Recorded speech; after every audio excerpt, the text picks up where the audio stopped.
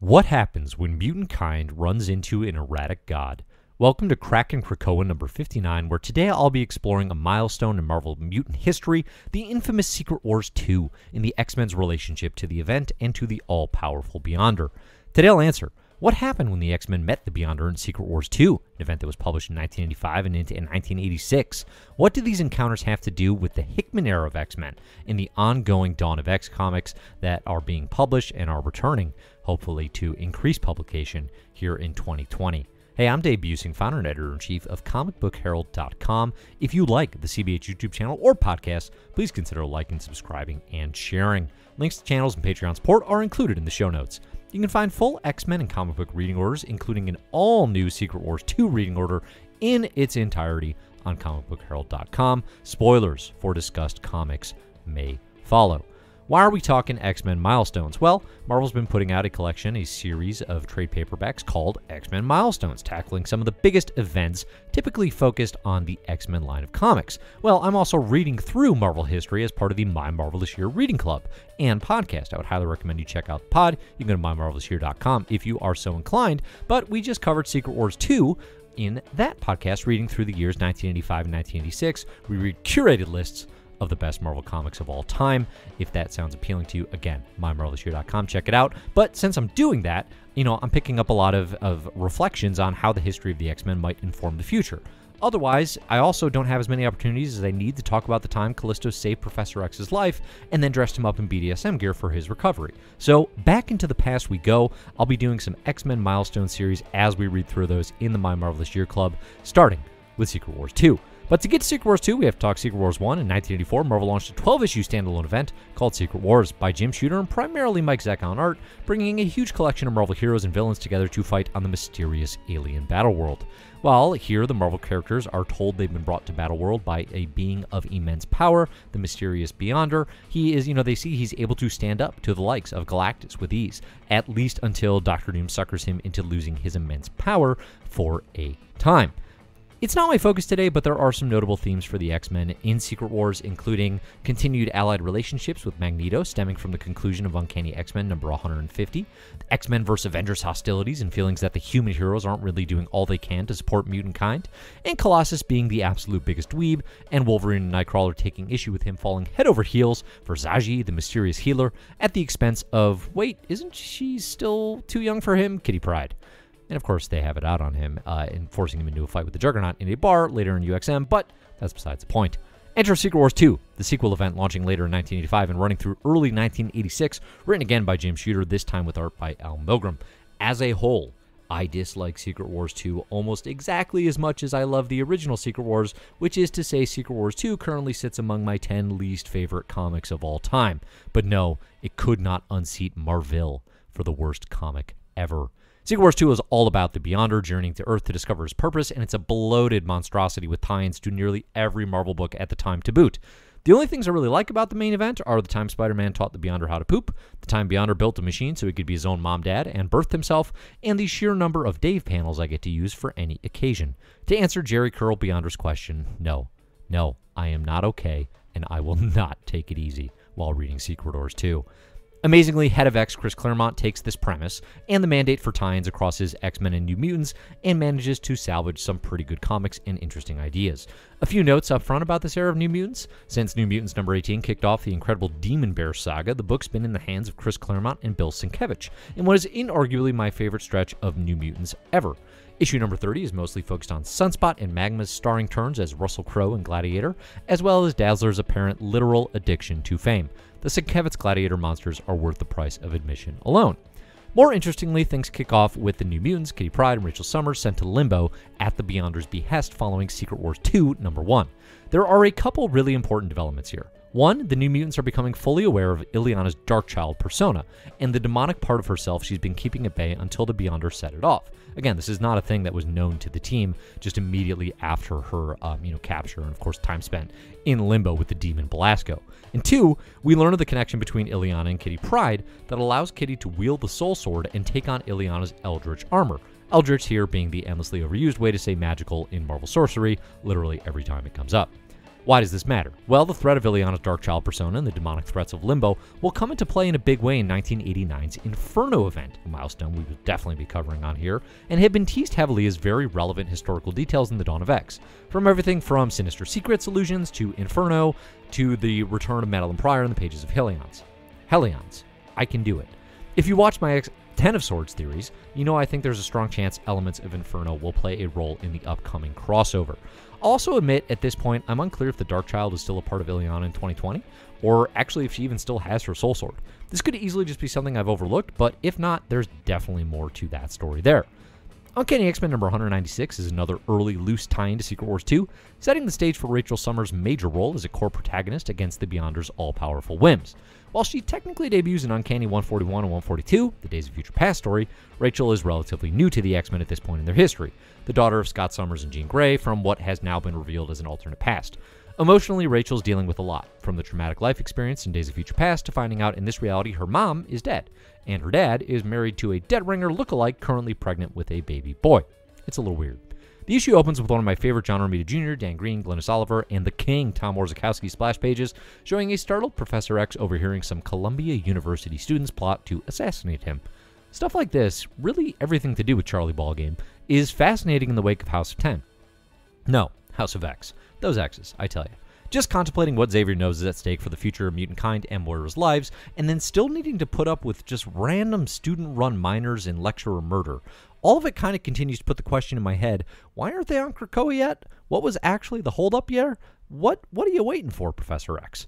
Easily the most memorable, in all the wrong ways, part of Uncanny 196 is Kitty Pryde responding to one of Charlie's would-be assassins calling her a mutie by calling the black man the N-word. Like, the whole ass word. Uncensored and right there on the page for posterity. Not for the first time either, as Kitty, and let's be clear here, writer Chris Claremont, does the same thing in God Loves, Man Kills, an earlier graphic novel, which is otherwise quite excellent. The use here is deeply flawed reasoning and drawing parallels of prejudice that simply do not work.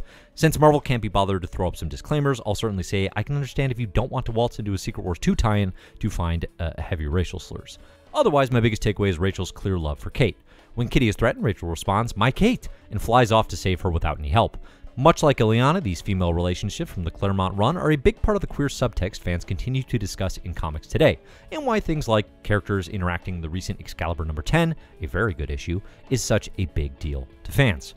On final note, shortly after his debut in Uncanny, it's also kind of wild to go back and see that Nimrod had a weirdly strong PR game, appealing to the bigoted anti-mutant populace as evidenced by the bro spray painting, "Nimrod #1, beauties die," on the wall like some kind of racist sports cheer.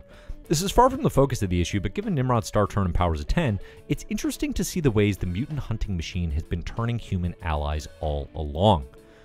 Returning to New Mutants for 2 issues and an epilogue, we get a brutal knockout battle against the Beyonder, who takes a particular interest in tormenting Illyana and the team. It's worth noting too that these issues are penciled by Mary Wilshire with Bill Sienkiewicz inks to give proper credit where it's due, because obviously the run is most commonly thought of as Claremont and Sienkiewicz, but Mary Wilshire plays a crucial role here as well. The Beyonder shows up and decides to remove Illyana's Darkchild presence and ties to Limbo. While this is actually pretty great for Illyana to finally be free, it also connects Kitty once again to the realm, and releases the demons of Limbo on Earth in their never-ending quest to unleash the Elder Ones and conquer all that is. In order to stop the demon hordes from invading Earth, this time at least, and to save Kitty, Illyana sacrifices her short-lived innocence and takes the Darkchild back into herself, reestablishing her ties to Limbo and, kind of as she says, becoming evil. As we know, this will be particularly relevant approaching Inferno, and I would say even today. I think it's easy to forget, Kitty's ties to Illyana, Kitty's ties to the realm of Limbo, and of course, everything that Illyana has had to put up with as a person. She has a very, very traumatic childhood. New Mutants number 37 is the most brutal tie-in of the bunch, and one of the most striking, as the Beyonder responds to Illyana's refusal of his gift, his warped interpretation of that sequence of events, by viciously and torturously murdering the entire team. Danny Moonstar's new Valkyrie powers allow her to foretell her teammates' deaths, but there's still nothing she nor the team can do to stop the Beyonder on a mission. This is honestly the most bloodthirsty and pure evil I think the Beyonder gets across the entire event, not only killing the New Mutants, but erasing their memories from the world from everyone as well. The entire experience is deeply traumatic for the New Mutants and will follow them into future issues, as even though their lives are returned in Secret Wars 2 number 9, the final issue of that event, the team is in a depressed, traumatized, zombie-like state until finally Headmaster Magneto, this is post-Uncanny X-Men number 200 and Mags is formally in charge, which is a fascinating time in and of itself, decides to send the students, the New Mutants, to Emma Frost's Massachusetts Academy alongside the original Hellions. This is definitely something I give Claremont a ton of credit for as a writer and a creator, taking Secret Wars 2, a very bad event, taking those tie-ins and turning it into a really interesting new direction for the New Mutants, actually following up on that quite thoroughly. Meanwhile, on Uncanny X-Men number 202 into 203, we get the Rachel Summers Phoenix vs. the Beyonder throwdown this has all been building up to. In addition to the Beyonder's actions against the New Mutants, which only Kitty Pryde can remember, Rachel is especially hellbent on killing the Beyonder because he plans to destroy the X-Men, and possibly all life, on the merest of whims. While this is a very valid concern, Rachel's plan to destroy the universe, including the Beyonder, is met with some resistance by Storm. I can't imagine why. Oddly, even with the Phoenix, Rachel isn't quite a match for the Beyonder. Her blasts literally do nothing, until he grants her some of his power as another one of his tiring experiments to just kind of see what happens when you do things. Like, that's the Beyonder's deal. While he grants her enough power to kill him, he also attacks the X-Men with Sentinels, forcing Rachel to choose between killing him or saving her friends. To Rachel's credits, she chooses the X-Men, of course, as one does when you're a member of the X-Men. It's only on Uncanny X-Men number 203, including one of my favorite John Romita Jr. era X-Men double-page spreads ever, that Rachel decides she's going to travel inside the M'Kraan crystal like her mother Jean Grey once did and wipe out all life in order to end the threat of the Beyonder. After sensing so many sentient beings, though, Rachel eventually backs down, and even gets the Beyonder to do the same by sharing the experience with him, but there's no doubting she was very close, and it's an interesting insight into, again, the power of Rachel Summers. I think when we think Phoenix now in 2020, we so typically think of Jean Grey, and of course with good reason for the saga there, but Rachel Summers' connections to the entity, and the abilities that she's had, and the fact that she almost wiped out literally all life. What would that have meant for the plans of Krakoa? Nothing good, of course. That's fascinating to me. I think Rachel has a key role to play. Well, I don't anticipate the Beyonder's reemergence in Hickman's X-Men, although, can we rule out 2015 Secret Wars Beyonders? The interesting tie-in to me is how the X-Men and mutant kind have seen and reacted to absolute cosmic level powers, and what they might be prepared to do to secure mutant safety in the future. There's so much focus on securing Krakoa in the here and now, against human hate, against Nimrod and the machine devastation, but as we've seen with the Phalanx and Powers of 10, there are some even larger potential threats. What about Galactus deciding Krakoa is looking like a snack? What about a return of the Beyonder? What about Thanos and the Infinity Gauntlet? I don't think these are questions that Professor X, Magneto, Moira, Apocalypse, and whoever else are ignoring. I think whatever Moira's true schemes are for making this lifeline the one, where mutant wins, where the mutants win, and it takes all these types of entities into account. I think it has to. But what would that have to look like to ensure power on that level? I think that is the absolute question.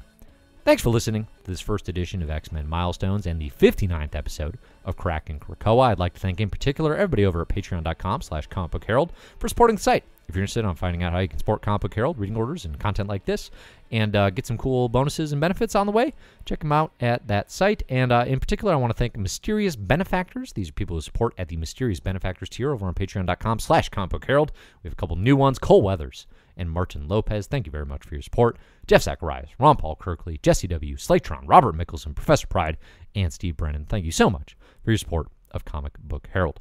I'm Dave. You can find me at comicbookherald.com or at Comic Book Herald online. Look for the best comics ever and My Marvelous Year podcast. My Marvelous Year in particular will give you the opportunity to read along with us. Free to play, of course. We include all the issues that we're reading week by week using Marvel Unlimited in the show notes, and I would greatly encourage you to do so if you're interested in reading X-Men history at a curated level alongside a very, very fun community. So thanks, everybody, for listening, and as always, enjoy the comics.